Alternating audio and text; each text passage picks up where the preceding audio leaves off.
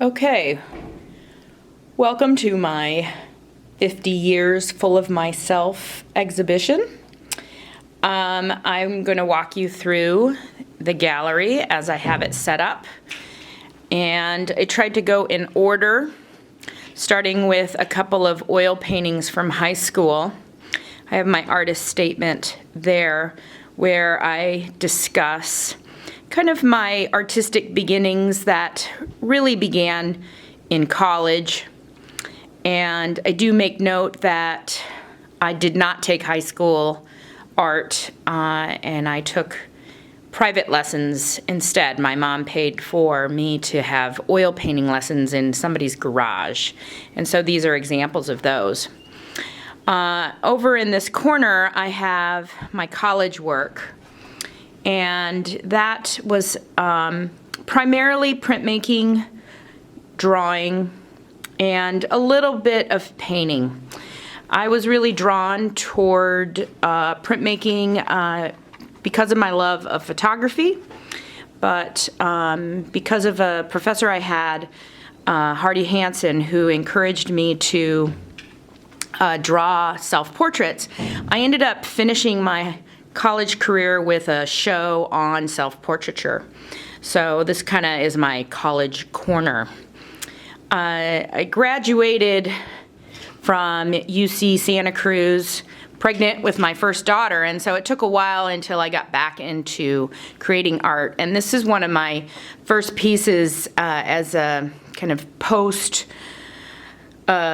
student. I was working on a master's, so this was a project that I began and ended up doing 4 flag series. So behind this tapestry is an American flag. And so I wrote a paper about American motherhood, and there's a lot of kind of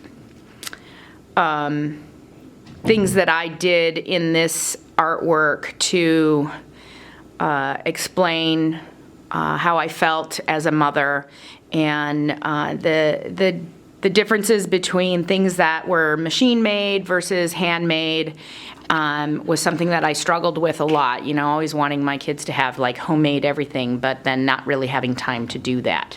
So this is my American mother flag. And I decided not to display all 4 flag pieces. Instead, I only did 2. And so the final flag piece out of the 4 is this Wisconsin woman. And in this one, I have a lot of imagery that just kind of shares who I am as a woman at that time. I was in my 30s when I created this, and so there's some things, you know, I really like to travel. So I had this globe with an arrow, and then the lips are mountains, and then coming from the lips is this kind of watery idea, and that I love water, but then there was this also idea of me, like, you know, talking a lot that I was thinking about. And my favorite flower is the daffodil, and then I have the kind of the sun in my forehead, and thinking about the light, and that kind of comes from who I am. And then I purposely picked that checkerboard in the background because I was thinking of, you know, just how black and white I think things are often. So that series was in the early 2000s, and while I was working at Spring Harbor, I created a lot of examples of portraits that I would start in class and then finish on my own time. So this one of Monica and Erica are both samples that I started while I was teaching middle school. And then as you move to the back of the room, I still have samples from school projects. This first one is a rubber print that I made for summer school, a woodcut for my painting and printmaking class. This is a dry ink kind of scratch board project that I did, again, as an example for a class. Pencil drawing of Jessie. And then because of spacing, I kind of messed up a little bit here. So these are a couple pieces from college. So I have this black and white print from when I took black and white photography. And then this is one of my intaglio final pieces that I finished. It's a 3-color etched print of apples. And then this is my tribute to Frida Kahlo. Also an example that I worked in a watercolor class that I taught. Started in class, but again, having to finish most of my work on my own time. And thinking about Frida Kahlo and her style, her love for animals, and just her use of nature. I picked apples in the background, thinking about Eve and original sin, and the cat, as being kind of a cat lady myself. Let's see here. Here's a print of something I worked on when I took a class with Melissa Winker, and the two of us both made some prints. One of my favorite pictures from Santorini when I went on the Italy and Greece trip with Melissa. And then these are watercolor with craypa examples that I did in summer school. And so this one was the very first one I did, and I loved it so much that I started doing a whole series of them. And then I ended up showing these in a show called Cats of Istanbul. So they were all primarily cats. And I sold quite a few of them, which was really exciting for me as an artist. But this one of Peter is probably one of my favorites, and I'll never sell it just because I love the way it came out.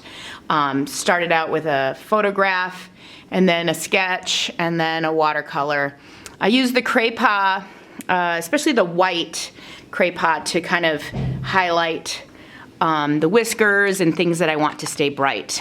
So these are images from my Cats of Istanbul show when I went to Turkey in 2009, and I did a Cats of Istanbul show. I created this poster and put it up for sale. I've had a few people purchase it, and they like it just because it's a lot of cats.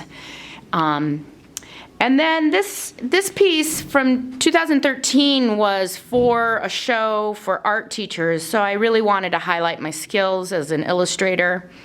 The background is a whole year of Instagram photos. So I went through using Photoshop and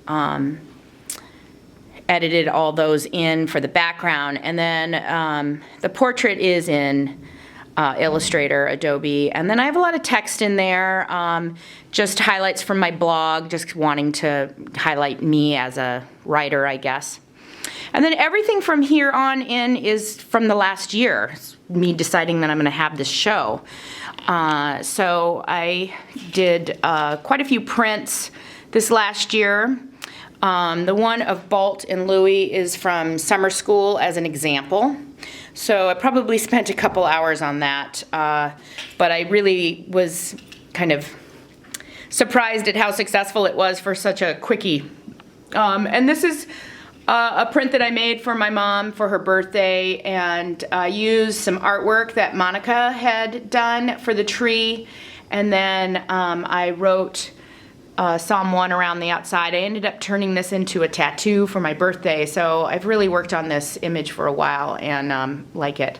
Hamza hand, that's my hand that I used, and thinking about the idea of protection and the evil eye.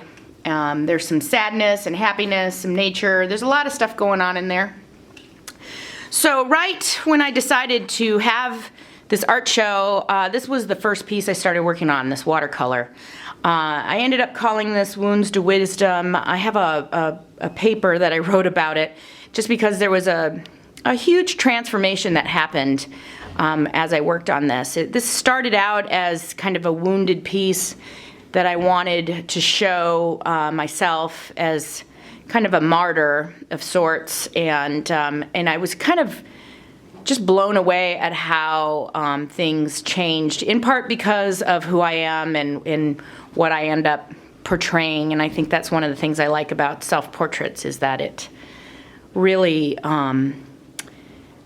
doesn't always work out the way you want it to work out. So there's a lot of symbolism in this piece, and there's a lot of emotion that was worked through in this piece, and so I'm pretty happy with the way it ended up, and actually very surprised. This is a print that I used, a Mayan stone piece that I saw in the National Gallery at London as the primary source, and then changed it a bit. Both of those characters in there have my profile. And so the idea for me was there's this subservient self with an aggressive self kind of telling the other one what to do. So that's what I was thinking when I did this one. This is a return to oil. I had not worked in oil since college. And so my daughter and I both got some oil paints out and spent some time in the garage oil painting. Decided to use my dog as the subject matter. And I threw in some maps in the background as a mixed media piece. All those places in the background are places he's gone to or traveled to or pooped on. So had some fun thinking about how to portray a black dog that is very difficult to see detail work. So I was thinking about the blue dog that is pretty famous, and so I put in a lot of blue and highlights, and there's a little bit of yellow and gold in there as well, just because of who my dog is. The final piece, it was supposed to be a series of 4, but I only got 1 done in time, and so in the future I'll have another show and I'll have the other 3. But this series was supposed to be an illustrated Middle Ages women kind of looking all dressed up like women from the Middle Ages, and so I used my daughter Erica as the subject matter, and she's an angel who's dancing, and I had a quote in the bottom there for her.